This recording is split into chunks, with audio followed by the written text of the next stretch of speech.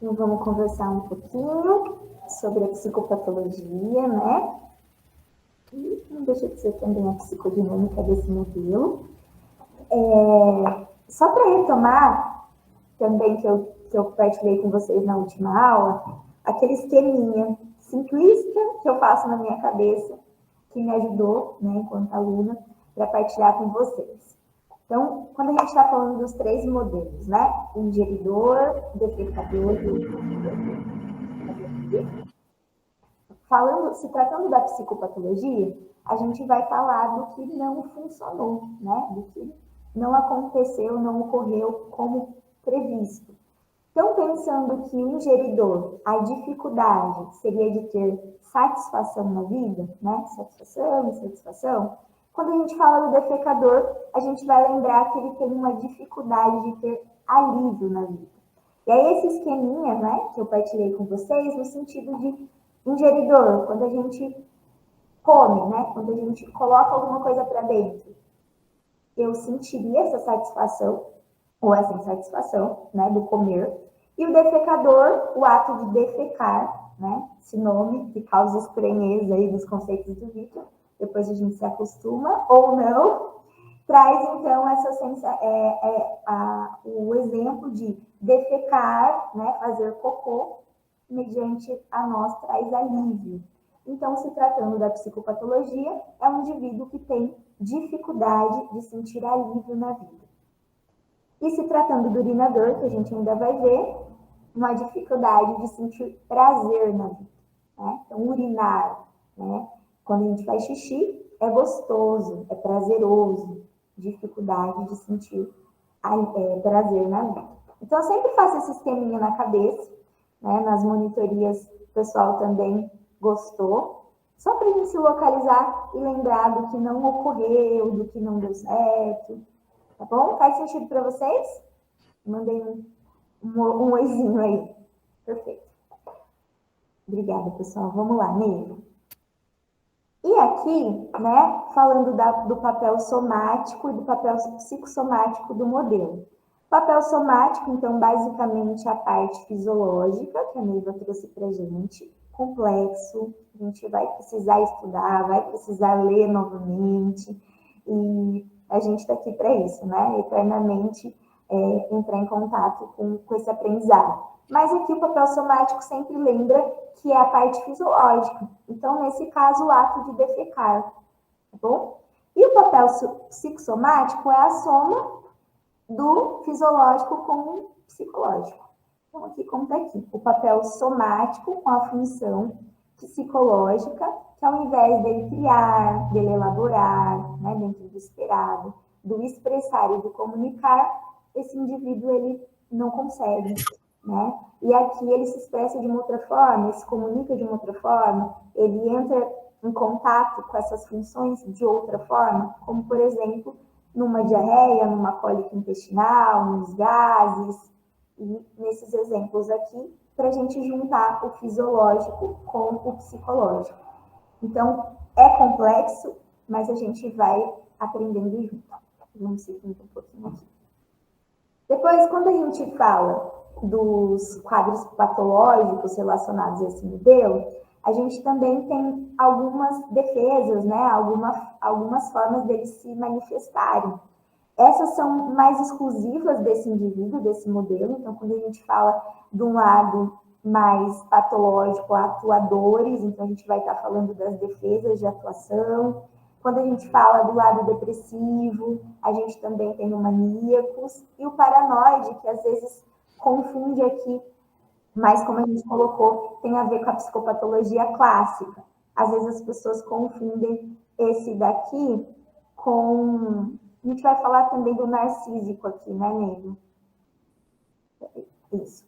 Então, pensando nessas defesas, a defesa de atuadores, o nome já fala. Então, um paciente, um indivíduo que traz mais um relato atuando, né? No sentido de que o outro traz, o outro afeta, um discurso muito gigante de si mesmo, né? Então, numa expressão de dificuldade né? Que as pessoas me atrapalham, um discurso longo, que a gente vai ver um pouquinho também. O lado depressivo, deixa eu pegar aqui. Também em relação. Ah, aqui também é importante, vamos voltar aqui um pouquinho. Quando a gente fala do psicopáticos atuadores, é importante pensar que é algo que provoca, né? Algo que é provocado no ambiente. Então, tem a ver com a percepção e com a área ambiente. Então, é sentido através do ambiente. Quando a gente fala da parte dos depressivos, tem mais a ver com a elaboração que ele traz de si mesmo. Então, como se for, vamos pensar numa prática aqui, o paciente que começa a relatar várias coisas e não sai do lugar ali de si mesmo. Seria um pouco disso. Aqui também, quando a gente fala da ideia dos paranoides, do lado depressivo também a gente vê um pouco disso. Natália, eu acho que o Vitor fala que eu acho legal na questão do funcionamento do modelo de defecador, que é, às vezes, aquele funcionamento de estar num atoleiro, isso que ele chama atoleiro mental, do funcionamento mais depressivo, fica naquela incessante elaboração e não consegue sair, né? Então, é algo da mente. Se a gente lembrar lá da estrutura, as defesas do quadro de modelo de defecador ou estão relacionadas ao que passa na cabeça do defecador ou como ele age no mundo, que é do ambiente, né? Então, a parte da mania, que tem a ver com a soberba, com o núcleo narcísico, não a mania enquanto mania e depressão do quadro clínico, não, ruminação, a mania do socorro traz isso mesmo. E o psicopático atuador é aquele que faz todo um manejo para que o ambiente expresse o que ele não está conseguindo expressar. De repente, vamos pensar naquela pessoa que quer muito ir numa festa e ainda não tem um convite. Ela não vai chegar para a pessoa e dizer, putz, será que rola um convite aí para a sua festa? Não. De repente, ele vai chegar para essa pessoa e dizer, você acredita que eu estou sempre... não tenho nada para fazer amanhã? E vai dar um jeito de que o outro faça por ele aquilo que ele não está conseguindo fazer. Isso seria a atuação, né? E que esses quadros patológicos são muito característicos do modelo de defecador. Mas aí a gente diz, né, Nath, é algo complexo, nós temos uma aula somente de defesas e a gente vai aprofundar, né? Sim. É conteúdo para outro curso, mas vale a pena citá-los. Mas, enfim, a dificuldade desse modelo, né, associado a essa patologia estrutural, pode aparecer tudo isso, alguns, tudo junto e misturado, que a gente estava falando, então, a criatividade, né? Então, a dificuldade aqui, no caso, da criatividade, da capacidade da elaboração, da expressividade, da comunicação desses pensamentos, então, a ação, né? Como que eu jogo isso, externizo, e os sentimentos também de percepção e intenções. Então, esse exemplo da Neiva é perfeito. Eu quero ir à festa, né? Eu até entendo que eu quero ir à festa, mas como eu expresso que eu quero ir à festa? Então, eu vou jogar uma indireta, né? Ao invés de devolver isso de alguma forma, expressar isso, né? Na ação de que eu gostaria de ser convidado. Eu dou a entender de diversas formas que eu gostaria também de ter ido, ou também de estar lá, mas não é claro, né? Então, é atolado, realmente é sem alívio, né? Então, dá a impressão que é enroscado, né? Reprimido, contido, censurado. Acho que essas palavras vão localizando o nosso paciente, né? Tentando trazer um pouco para o indivíduo adulto, que a gente vai tentando ajustar nesse modelo. É importante pensando nas falas aqui também. Pode passar, Neiva. Aqui, nosso para mim está bem pequenininho, mas só para recordar. A dificuldade, então, né, que o indivíduo tem de conseguir fazer essas elaborações. Essa nuvenzinha que está aqui, né, quer dizer esse bolsão de psiquismo não organizado, ou seja, de psiquismo caótico e indiferenciado, junto com o psiquismo organizado. Porque o que o clima inibidor faz? Não permite que esse caos e diferenciação se organize. E aí o que acontece, né? Então, aqui dentro está esse psiquismo caótico e indiferenciado, convivendo com um psiquismo já organizado e diferenciado. Então, qual é a dificuldade que está aqui? Ó? Dificuldade para conseguir, de maneira clara, as explicações para suas atitudes, posturas, sentimentos para com os outros, para com os sentimentos, percepções, atitudes dos outros. A outra dificuldade da área ambiente, isso seria da área mente, né? A dificuldade de conseguir as explicações claras. Na área ambiente, o que nós temos? Dificuldade de percepção, tanto do outro quanto de si mesmo. E aí, essa tendência de confundir o que está na sua cabeça e o que de fato está acontecendo lá fora, tanto consigo mesmo, que seria avaliar suas atitudes, posturas, quanto dos outros. Então, a psicopatologia do defecador ficaria caracterizado muito por isso, né? A dificuldade em relação aos próprios pensamentos, de confundir, e as percepções, e aí tanto de si mesmo quanto do outro.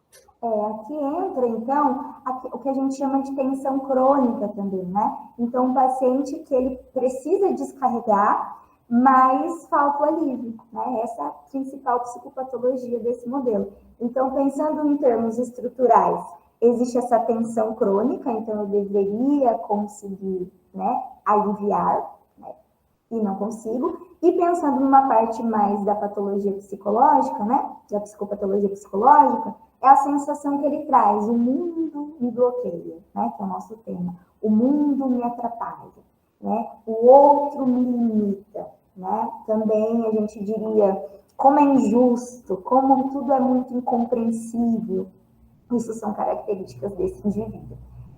E aqui vale lembrar também, quando a gente fala do objeto bom, objeto mau, que a gente falou um pouquinho do ingeridor, aqui seria que o objeto bom sou eu, né? Eu sinto que está dentro.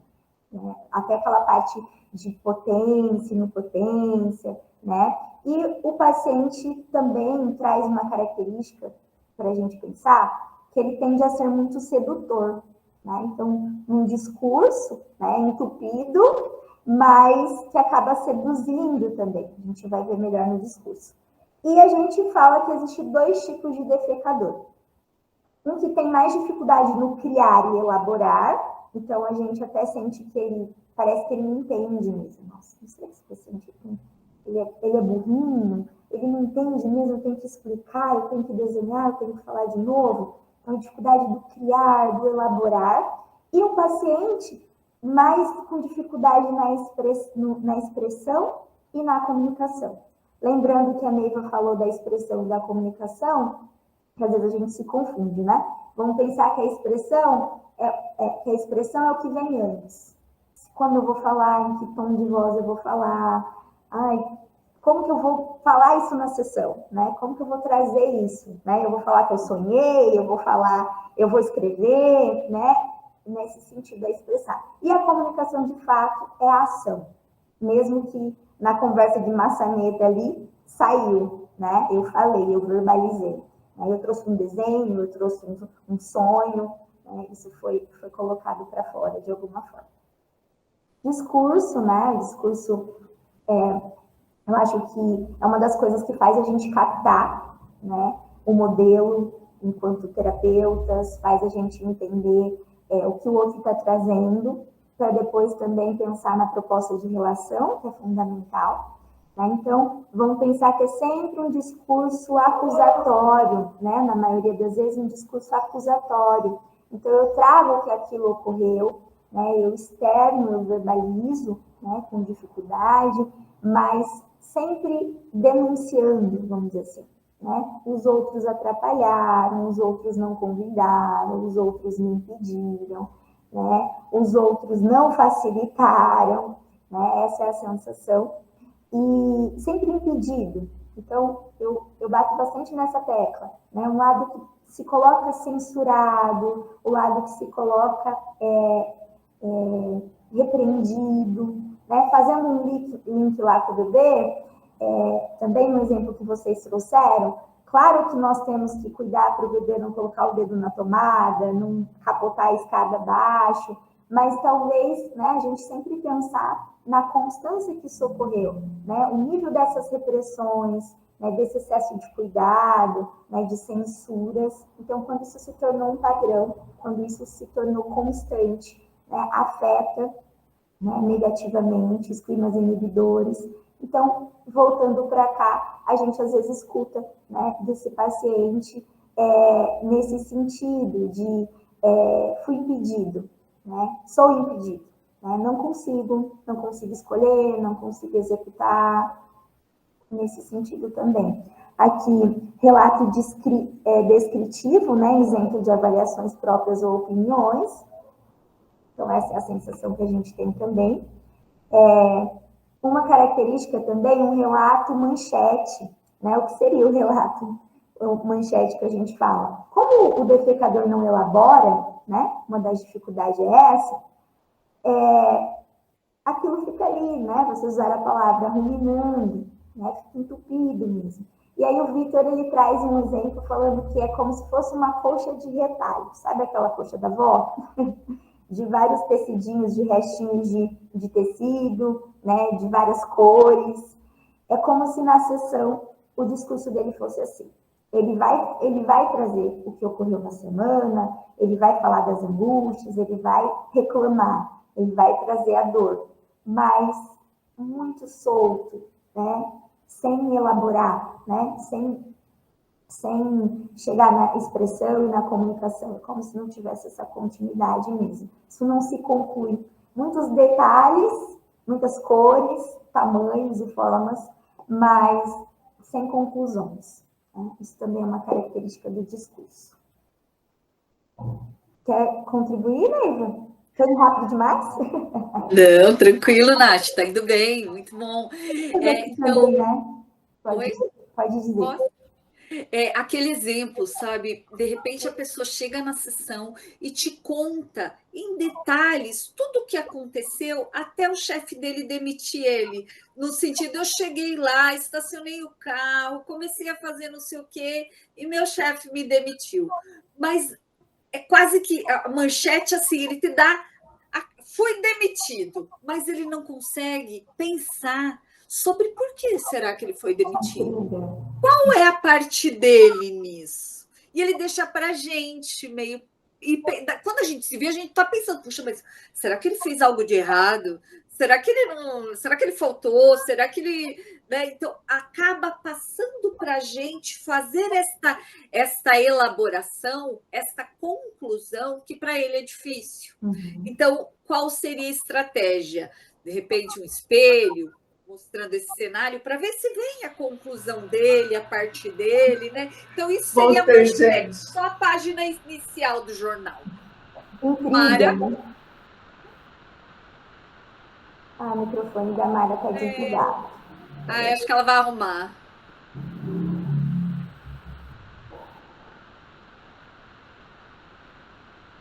Ainda está desligado, Mara.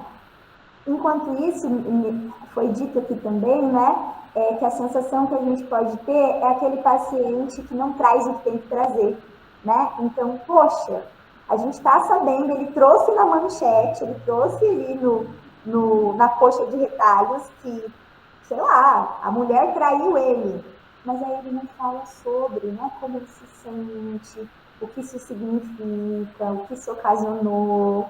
Não, mas ele deu a manchete. Então, vocês também disseram isso. Mari, você quer compartilhar alguma coisa? Tá tudo bem? Seu microfone está desligado, acho que você não está conseguindo ligar. Conversa com a gente no chat, qualquer coisa.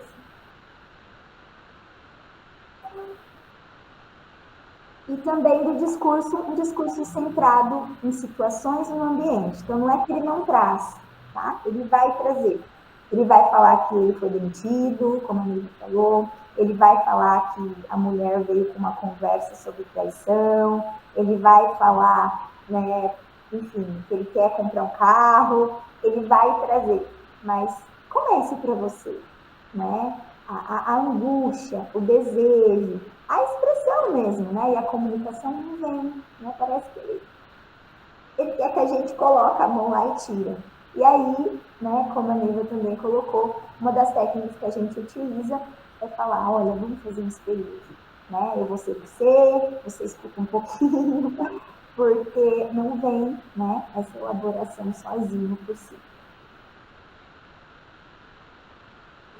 Proposta de relação. Lembra que a proposta de relação é a relação complementar, né? É o que o outro espera de nós, né? E do mundo. Essa é uma propaganda.